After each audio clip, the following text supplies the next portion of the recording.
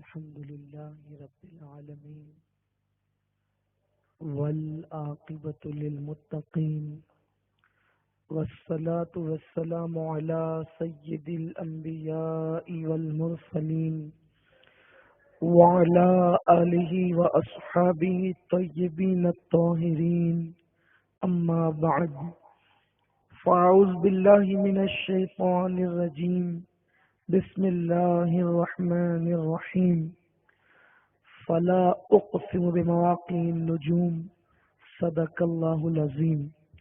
غوث اعظم بمنے بے سرو ساما مدد قبلہ دین مدد کعبہ ایمان مدد بگرداب بلا افتاد کشتی وئی فانو شکستہ رات پشتی بحق کے خواجہ عثمان ہارون مدد کن یا معین الدین چشتی مدد کن یا معین الدین چشتی مدد کن یا معین الدین چشتی. آئیے ہم اور آپ مل کر نہایت ادب اور احترام کے ساتھ اپنے اور ساری کائنات کے مرکز عقیدت انیس سے بے کساں چارہ ساز درد منداں ہم غریبوں کے غم گسار مصطفیٰ جان رحمت شمع بزم ہدایت شب اسرا کے دولہا نوشے بزم جنت دانائے سبل مولائے کل ختم الرسل خسرو خوبا معصوم آمنہ چارہ ساز درد منداں جانے کائنات روح کائنات جانے ایمان ایمان کا ایمان وجہ کن فقا دو اللہ المکنون سر اللہ المخزون عالم ما کانا وما یکون حضور احمد مجتبی محمد مصطفیٰ ارواح نافدہ صلی اللہ علیہ وسلم کی بارگاہ بے کسپنا میں جس طریقے سے میں پڑھاؤں تمامی حضرات بلند آواز سے پڑھیں. الصلاۃ والسلام علیک یا رسول اللہ، الصلاۃ والسلام علیک یا نبی اللہ، الصلاۃ والسلام علیک یا حبیب اللہ وعلى آلك وأصحابك يا نور الله صلی اللہ تعالی علیہ وسلم. سب سے پہلے میں بہت ادب اور احترام کے ساتھ جو ہمارے علماء کرام ائمہ مساجد حفاظ کرام زمین کے اوپر عاجزی اور انکساری کے ساتھ بیٹھ گئے ہیں، میں ان کو ان کی عاجزی کا واسطہ دے کر کہتا ہوں کہ وہ ممبر پہ تشریف لائیں. اصل میں ممبر پر بیٹھنے کے حقدار وہی لوگ ہیں. آپ ذرا جلدی جلدی سے اٹھ جائیں اور یہاں پر آ جائیں. ہم مجمع میں کچھ چہرے ہیں جنہیں پہچانتے ہیں، کچھ ایسے ہیں جنہیں نہیں پہچانتے، تو ہم یہ چاہتے ہیں کہ ہمارے علماء کرام مشائخ نظام پیران طریقت جو آئے ہیں وہ اوپر تشریف لائیں. عرش حق ہے مسند رفعت رسول اللہ کی، دیکھنی ہے حشر میں عزت رسول اللہ کی. ہم بھکاری وہ کریم ان کا خدا ان سے فزون، اور نہ کہنا نہیں عادت رسول اللہ کی. لا و رب العرش جس کو جو ملا ان سے ملا، لا و رب العرش جس کو جو ملا ان سے ملا. بٹتی ہے کونین میں نعمت رسول اللہ کی، بٹتی ہے کونین میں نعمت رسول اللہ کی. خاک ہو کر عشق میں آرام سے سونا ملا، جان کی اکسیر ہے الفت رسول اللہ کی. سورج الٹے پاؤں پلٹے چاند اشارے سے ہو چاک، اندھے نجدی دیکھ لے قدرت رسول اللہ کی. اے رضا خود صاحب قرآن ہے مداح حضور، تجھ سے کب ممکن ہے پھر مدحت رسول اللہ کی. مدینۃ الاولیاء خلد آباد شریف کی سرزمین پر آج ہمارا آپ سب یہاں جمع ہے. یہ ہماری اور آپ کی مشترکہ خوش نصیبی ہے کہ یہاں پر بابا برہان الدین غریب کے نام سے حضرت بابا برہان الدین غریب رحمت اللہ تعالی علیہ کے نام سے ایک دارالعلوم قائم کیا گیا، اور الحمدللہ اب وہ ایک تناور درخت بن گیا، اور آج دستار حفظ کے موقع پر اہل سنت و جماعت کی دو بڑی ہستیاں یعنی قائد محترم عطائے حضور مفتی اعظم عالم حضرت علامہ حافظ و قاری محمد شاکر علی نوری صاحب قبلہ، خطیب اعظم حضور مفکر اسلام سیاح یورپ حضرت علامہ قمرالزمان خان صاحب قبلہ اعظمی، یہ دو حضرات عنقریب ہمارے ممبر پہ تشریف لانے والے ہیں، اور ہم ان کی زبان سے انشاءاللہ اولیاء کرام کے حوالے سے، صوفیاء کرام کے حوالے سے ان کے ملفوظات سماعت کریں گے۔ وقت کافی ہو چکا ہے، اب تک کسی ایک مقرر کو آ جانا چاہیے تھا، کیونکہ 11 بجے ہمیں اپنا پروگرام بھی ختم کرنا ہے، دستار بھی ہونی ہے، دو بیانات بھی ہونے ہیں، لیکن چونکہ حضرت تشریف لانے اتنی دیر میں جو باتیں ہو سکتی ہے میں عرض کروں۔ چونکہ ہر مہینے میں خلد آباد شریف آتا ہوں، اور خلد آباد والے ہر مہینہ مجھ سے خطاب سنتے رہتے ہیں۔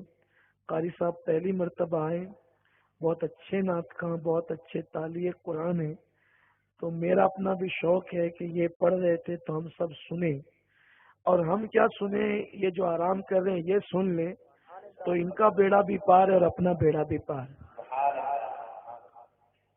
یہ جو شہر، جس شہر میں آج آپ آئے ہیں، اس شہر میں جو نعمتیں موجود ہے وہ ہندوستان کے شاید ہی کسی شہر کو یہ نعمت میسر ہے، بلکہ ذمہ داری سے عرض اگر کروں تو پوری دنیا میں کوئی شہر ایسا نہیں ہے، پوری دنیا کے اندر کوئی شہر ایسا نہیں ہے جہاں پر وہ نعمت موجود ہے جو یہاں موجود ہے۔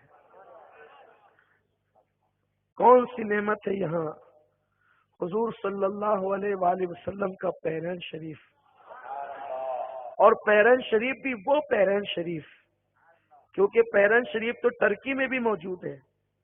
پیرہن شریف کے بارے میں ہم نے سنا ہے کہ مدینہ منورہ میں بھی بعض صحابہ کی اولاد کے پاس پیرہن شریف موجود ہے۔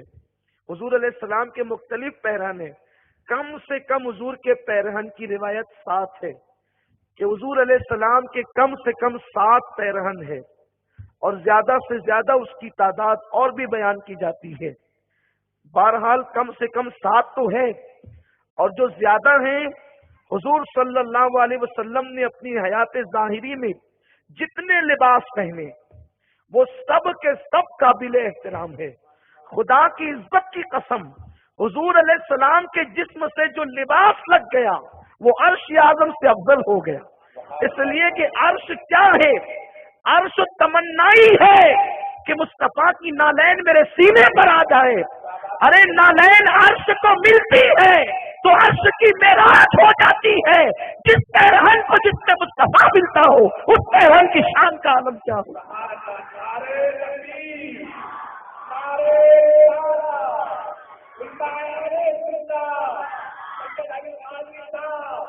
ہر پیرہن محترم ہے۔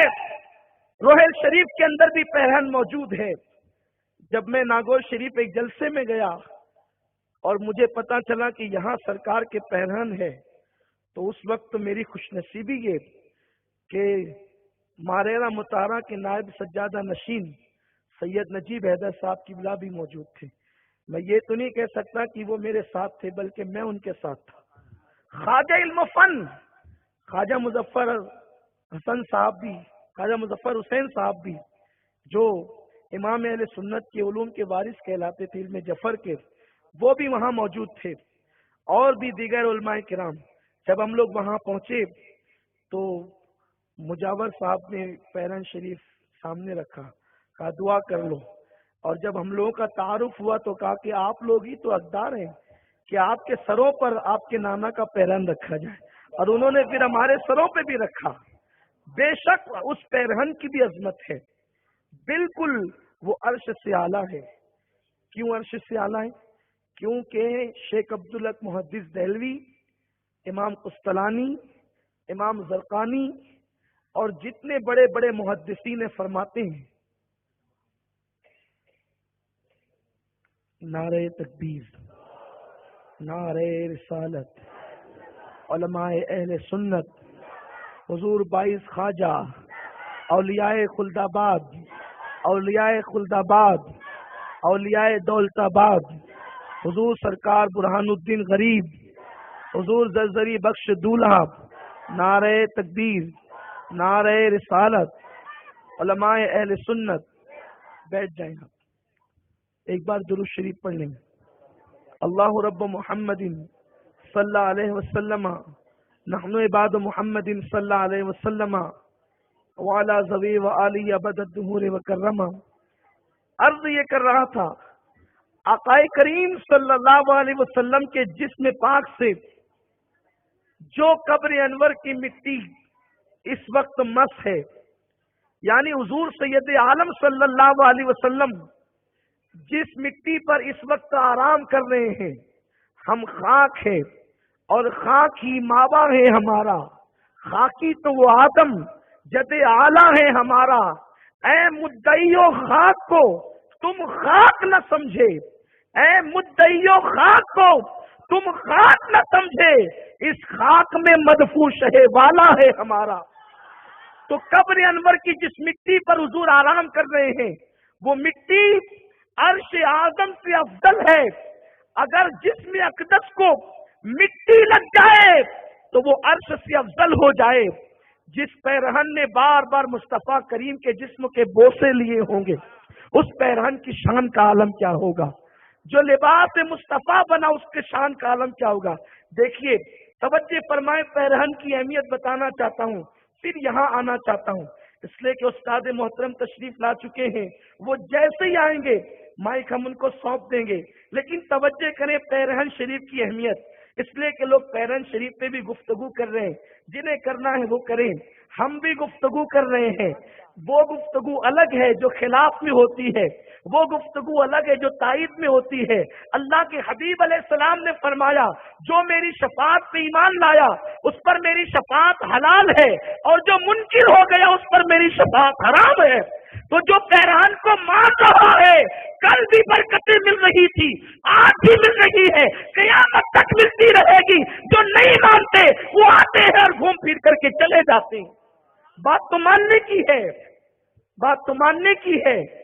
پیرہن شریف کی بات چل رہی ہے، دیکھو حضور کے پیرہن کیا ہیں؟ انسان کے جسم سے نوازش، جزاک اللہ۔ پیرہن شریف بالکل جسم سے مس۔ حضور علیہ السلام پہلے کپڑے ہوتے ہیں، پھر اس کے اوپر سے چادر اوڑھی جاتی ہے، ٹھیک ہے؟ اوپر کپڑے ہوتے ہیں، اس کے اوپر چادر اوڑھی جاتی ہے۔ مصطفیٰ کریم کی چادر کی شان کیا ہے؟ وہ چادر اوڑھ لیتے ہیں تو اللہ فرماتا یا ایھا المدثر۔ جس کی چادر کی یہ شان ہو کہ وہ چادر اوڑھ لے تو اللہ ان کے چادر اوڑھنے کو بیان فرمائے۔ جو پیرہن بغیر کسی چیز حائل ہونے کے سیدھا مصطفیٰ جان رحمت کے جسم پہ لگتا ہو، اس پیرہن کی شان کیا ہوگی؟ چادر کا عالم یہ ہے کہ وہ اوڑھ لے تو قرآن بن جائے، چادر کی شان یہ ہے کہ اوڑھ لے تو قرآن بن جائے۔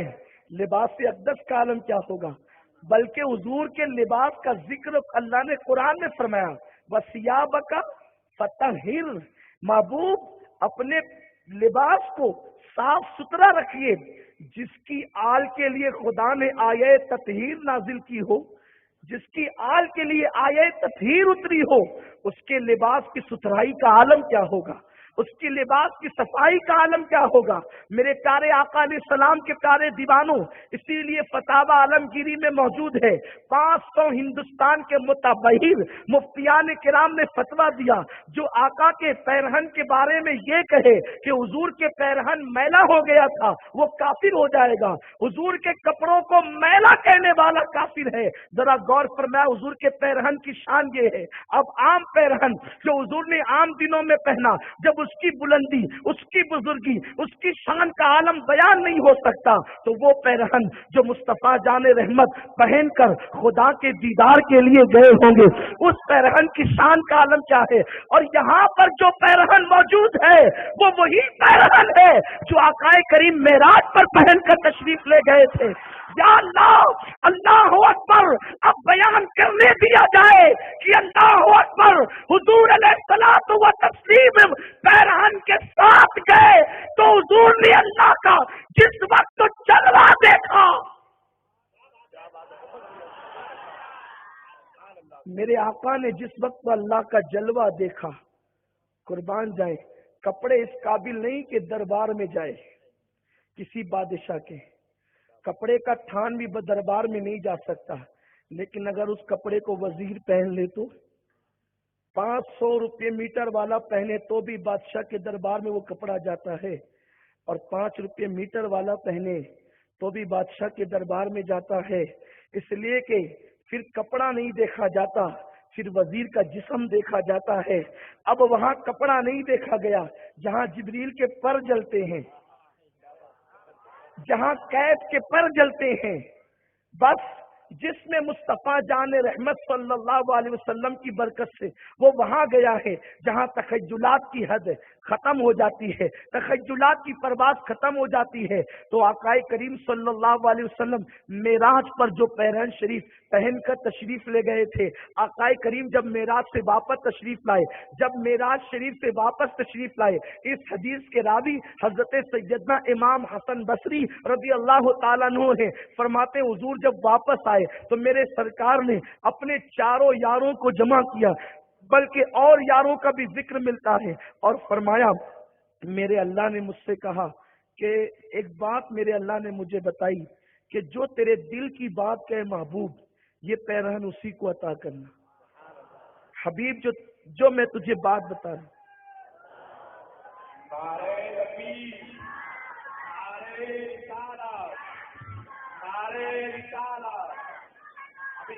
دعوت اسلامی داعیے کبیر، نعرے تکبیر، نعرے رسالت۔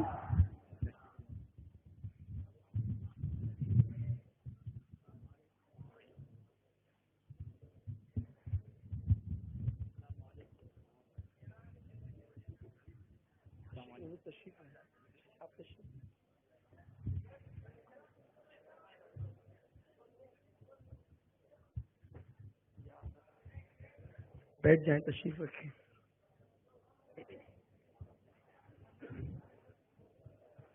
اللہم صلی وسلم وبارک علی سیدنا مولانا محمد معدن الجود والکرم وآلہ الکرام اجمعین، صلاۃ و سلام علیک یا رسول اللہ صلی اللہ تعالی علیہ وسلم۔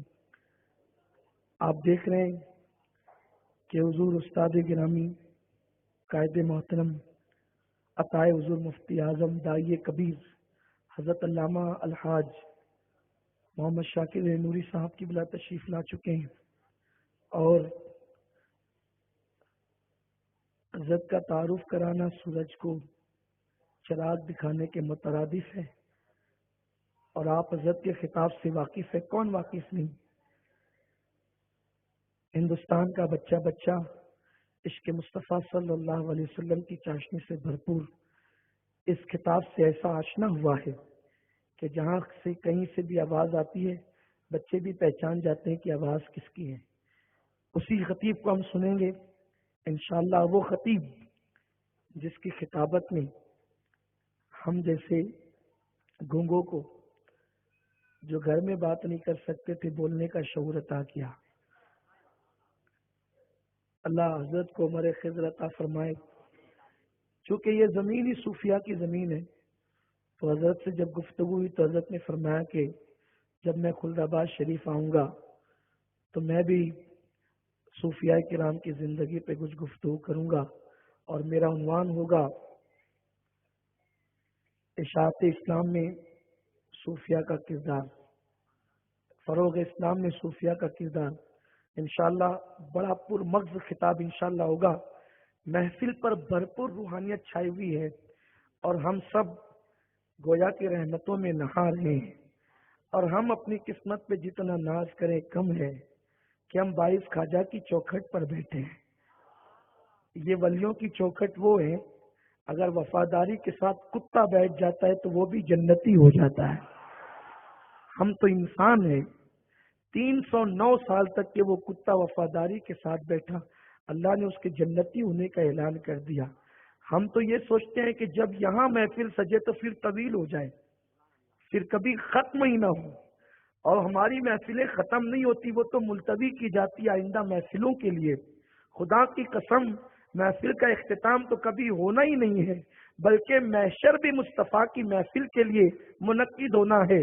کوئی کہتا ہے محشر اس لیے ہوگا، اس لیے ہوگا، اس لیے ہوگا، یقیناً سب کی اپنی باتیں حق ہے، لیکن اللہ کے علم میں تو یہ بات ہے کون جنتی ہے کون جہنمی ہے وہ تو فیصلہ کر چکا ہے۔ جنت بھی تقسیم ہو چکی ہے، جہنم بھی تقسیم ہو چکی ہے، پھر محشر ہے کس لیے؟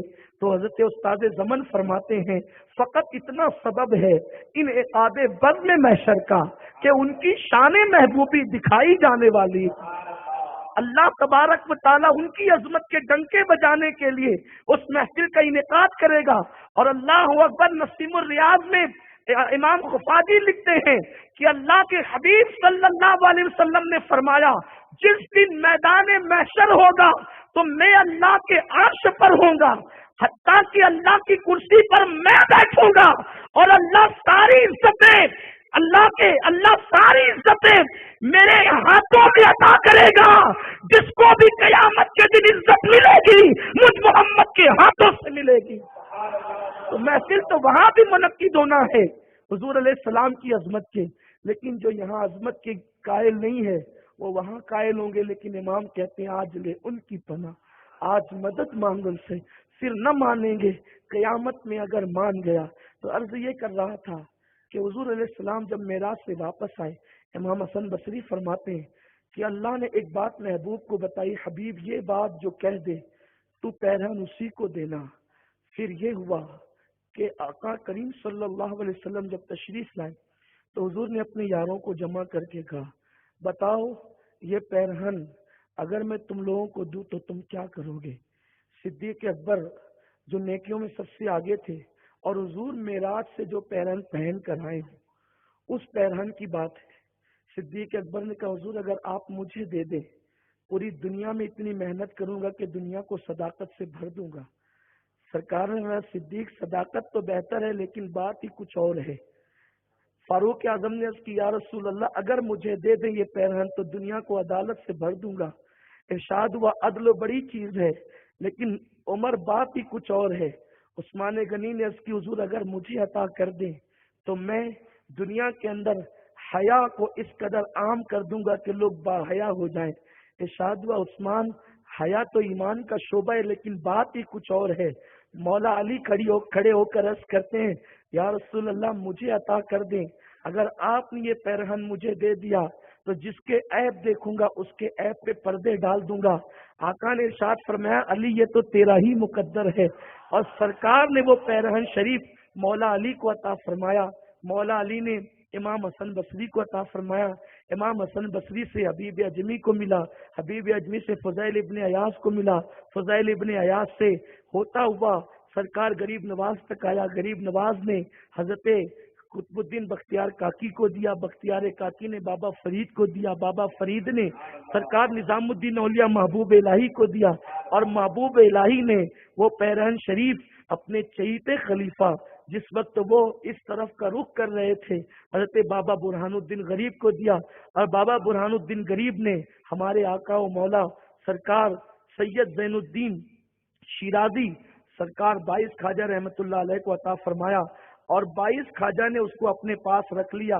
رکھا اس لیے کہ قیامت تک ہم مسلمانوں کا بھرم رہ جائے، اور ہم لوگوں کو اس کی زیارت ہوتی رہے، اور الحمدللہ ہم اس کی زیارت کرتے ہیں۔ بس ایک حدیث پاک پڑھ کر اپنی گفتگو ختم کرنا چاہتا ہوں۔ قرآن میں اللہ نے تابوت سکینہ کا ذکر کیا ہے۔ تابوت سکینہ وہ ہے جب تک بنی اسرائیل میں رہا وہ ترقی اور کامیابی کی طرف گامزن رہے، کیونکہ بڑی بڑی جنگیں ہوتی تھی، سامنے سے دشمن آتے تھے، لیکن وہ تابوت سکینہ رکھ کر کے دعا کرتے تھے، اللہ اس کے وسیلے سے ان کی دعا قبول کرتا تھا۔ تابوت سکینہ میں تھا کیا؟ حضرت موسیٰ علیہ السلام پر جو من سلوہ نازل ہوا تھا اس کا کچھ حصہ تھا، اس کے اندر حضرت یوسف علیہ السلام کے تبرکات تھے، اس کے اندر ایک نبی کی نالین تھی، ایک نبی کا عصا تھا، ایک نبی کا پیرہن تھا۔ یہ تبرکات اس تابوت سکینہ میں تھے، اور جب اس کو سامنے رکھ کر دعا کی جاتی تو اللہ دعا قبول کرتا۔ ارے جب گزشتہ انبیاء کرام کا لباس سامنے رکھ کر، جوتیاں سامنے رکھ کر، نالین سامنے رکھ کر بنی اسرائیل دعا کریں تو اللہ رد نہیں کرتا۔ محبوب کا پیرہن یہاں موجود ہو اور ہم دعا کریں تو اللہ ہماری دعا رد کیسے کرے گا؟ تو گویا کہ ہم جہاں آتے ہیں تو اس یقین کے ساتھ آتے ہیں کہ ہم خالی دامن نہیں جائیں گے، اور اللہ کی عزت و جلال کی قسم جو بھی یہاں یقین لے کر کے آیا ہے وہ کبھی خالی نہیں گیا، یہاں عرض کیا اور فوراً اس کی دعا باب اجابت الہی سے ٹکرا گئی۔ تو الحمدللہ ہم آج باعث خواجہ کے آنگن میں بیٹھے ہوئے ہیں، اور الحمدللہ یہاں چشتیت کی بہاریں ہیں، اور باعث خواجہ رحمۃ اللہ علیہ کی شان تو یہ ہے کہ بڑی عجیب ان کی بارگاہ ہے۔ یہ مولا علی سے لے کر باعث خواجہ تک نسب کے اعتبار سے بھی 22ویں نمبر پر ہے، اور خلافت کے اعتبار پر سے بھی 22ویں نمبر پر ہے۔ کتنے عظیم! یہ یوں ہی اتفاق نہیں ہوتا، یہ قدرت کی طرف سے فیصلے ہوتے ہیں۔ تو الحمدللہ آج ہم یہاں حاضر ہیں، اور ہم حضور قبلہ قائد محترم کا خطاب سنیں گے، اور خطاب سن کر کے ہم یہاں رحمتوں میں مزید نہائیں گے، اور پھر انشاءاللہ تبارک و تعالی چونکہ یہ ولیوں کی بارگاہ، اہل سلسلہ کی بارگاہ، تو ہمارے قبلہ قائد محترم بھی سلسلے عالیہ، قادریہ، چشتیہ، نقش بندیہ، سہروردیہ، یہ جو چاروں سلسلے ہیں، پھر ان سلسلوں کی جتنی شاخیں ہیں، اور خاص طور پر ماہرینہ مطالعہ کے جو قدیمہ اور جدیدہ جو دو سلسلے ہیں جو ان کے خاندان سے چلے آئے پھر کالپی شریف سے ملے، اس سلسلے کے یہ شیخ طریقت بھی ہیں۔ ہندوستان میں چند لوگ ایسے ہیں جن کو خاندان کے باہر ماہریرہ والوں نے قدیمہ اور جدیدہ سلسلے کی خلافت دی ہے۔ ماہریرہ والے خاندان کے باہر کسی کو قدیمہ سلسلے کی خلافت بہت کم عطا کرتے ہیں، لیکن ہمارے قائد وہ خوش نصیب ہیں، اور وہ بھی یوں ہی نہیں ہوتا بلکہ بغداد کی سرکار سے کرم ہوتا ہے، اجمیر معلیٰ کے احسانات ہوتے ہیں، پنج تن کا پنجہ پشت پر ہوتا ہے، جب کہیں ایسا کرم ہوتا ہے بن مانگے بلا کر دیے جاتے ہیں۔ تو انشاءاللہ جب محفل کا اختتام ہوگا اور وقت اگر ہمارے پاس رہا تو ہم یہاں ذکر کریں گے، اور ذکر کر کے باعث خواجہ سرکار کی سنت پر عمل کریں، کیونکہ یہی وہ زمین ہے جہاں الا اللہ کی صدا انہی بزرگوں نے گنجوائی تھی۔ ان پہاڑوں کے دامن میں جب بت خانے تھے تو الا اللہ کی آواز بلند کرنے والے یہی آقایان نعمت تھے۔ تو انشاءاللہ ہم کوشش کریں گے کہ خانقاہ میں خانقاہی انداز سے ذکر کریں، اور پھر انشاءاللہ شیخ طریقت حضور قائد محترم رکت انگیز تصور مدینہ میں دعا بھی کریں گے، اور دعا کے بعد اب تک جو لوگ داخل سلسلہ نہیں ہوئے ان کو انشاءاللہ سلسلے میں داخل بھی فرمائیں گے، تاکہ انشاءاللہ تبارک و تعالی ان کو برکتیں نصیب ہو۔ اور الحمدللہ یہاں قادریت بھی ہے، چشتیت بھی ہے، نقش بندیت بھی ہے، سہروردیت بھی ہے، یعنی چاروں سلاسل کا سنگم ہے یہاں۔ الحمدللہ تعالی ہم کتنے خوش نصیب ہے۔ تو آئیے بغیر کسی تاخیر کے اب ہم اپنے قائد محترم کو آواز دیتے ہیں کہ بڑے ادب و احترام کے ساتھ حضور آپ کرسی خطابت پر تو جلوگر ہیں، اب مائک اپنے ہاتھوں میں لیں اور اپنے ملفوظات حسنہ سے کہ اشاعت اسلام میں صوفیاء کرام کا کیا کردار رہا ہے اس پر گفتگو فرمائیں۔ صوفیاء کرام جو تھے نا، انہوں نے اپنے دل کو خالص کر لیا تھا اللہ کے لیے۔ ہندوستان میں بڑے بڑے صوفیاء ہوئے ہیں، لیکن کیا حال ہے، کیا شان ہے۔ حضرت صابر کلیہ رضی اللہ تعالیٰ ایک مرتبہ شیخ زکریا ملتانی کے بیٹے سے، وہ بھی ولی تھے، ان سے معانقہ کرتے ہیں تو اپنا جبہ اتار کر غریبوں میں خیرات کروا دیتے ہیں۔ لوگوں نے عرض کیا شیخ زکریا اتنے بڑے ولی، ان کا بیٹا بھی ولی، آپ نے ان سے معانقہ کیا اور جبے کو آپ نے غریبوں میں خیرات کروا دیا۔ فرمایا کیا کروں، وہ بادشاہ کے یہاں نوکری کرتا ہے، اس لیے جو بادشاہ کے یہاں نوکری کرتا ہو اس کے کپڑے سے میرا کپڑا ٹچ ہو جائے تو پھر اس پر میرا حق نہیں رہتا، اس پہ غریبوں کا حق رہتا۔ یہ صوفیاء کرام نے اس غیرت کے ساتھ ہندوستان کی سرزمین پر اسلام کی اشاعت کی، الحمدللہ اس کی ضیا باریاں، اس کی رانائیاں آپ ان قریب ملاحظہ کریں گے۔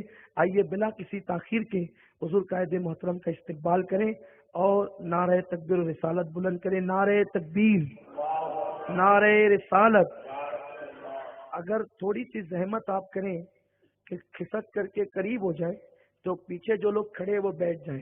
میں چاہتا ہوں سب لوگ بیٹھ کر کے سنیں، اس لیے کہ یہاں بیٹھنے کی بڑی سعادت ہے۔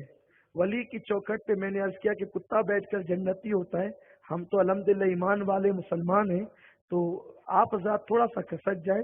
اور جو لوگ قبروں کو ٹیک لگا کے بیٹھے ہیں ان سے بہت ادب کے ساتھ عرض کرتا ہوں، یہ قبریں ٹیک لگانے کے لیے تکیہ نہیں ہے، یہ قبریں جو ہیں وہ ہمارے لیے بہت ادب کی چیز ہے۔ میں اسی عنوان کی طرف آنا چاہتا تھا لیکن وقت نہیں رہا۔ اللہ نے ولیوں کی قبروں کی قسم قرآن میں یاد فرمائی، تو اس لیے میں گزارش کرتا ہوں کہ قبروں کو ٹیک نہ لگائیں، آگے آگے ہو کر کے بیٹھ جائیں۔ جو آزاد کھڑے ہیں ان سے گزارش ہے کہ وہ سب بھی بیٹھ جائیں۔ ذرا بلند آواز سے تکبیر بلند کر لیں۔ نعرہ تکبیر، نعرہ رسالت، نعرہ رسالت، نعرہ رسالت۔ اولیاء خلد آباد، حضور باعث خواجہ، نعرہ تکبیر۔ بابا برہان الدین غریب، حضرت زرزری بخش دولہ، حضرت باہ الدین انصاری، نعرہ رسالت۔